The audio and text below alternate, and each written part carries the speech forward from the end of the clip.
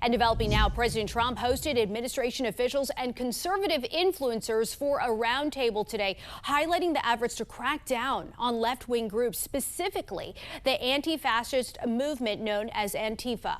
The National News Desk, Jeff Harris, joining us. So this event comes as the Trump administration actively is working to intervene in cities like Chicago and Portland, as we mentioned. Break down what was discussed today. So multiple cabinet members and conservative social media influencers who have been covering the ongoing protests joined President Trump at the roundtable earlier today. The focus here denouncing Antifa and other groups as, quote, left-wing terror threats.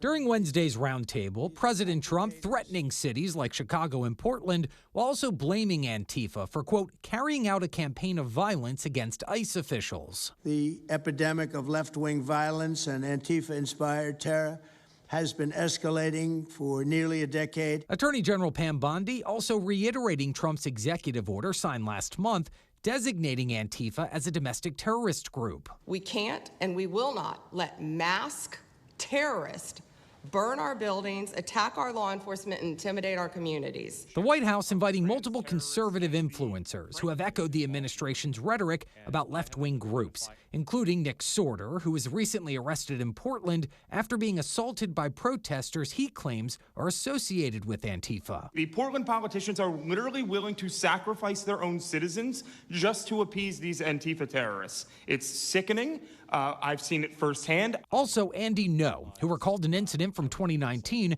when Antifa members allegedly assaulted him. The punches came from everywhere on my head and my face, and I was bleeding out of my eyes and ears. Now, Antifa is a decentralized movement, not an organized group, with specific leaders, which is why legal and extremism experts say making a formal terrorist designation is problematic.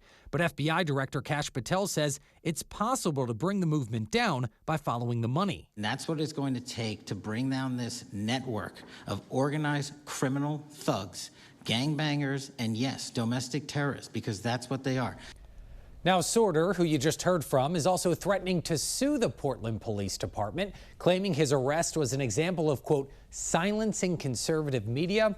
He also wants an apology from city authorities. Reporting for the National News Desk, I'm Jeff Harris.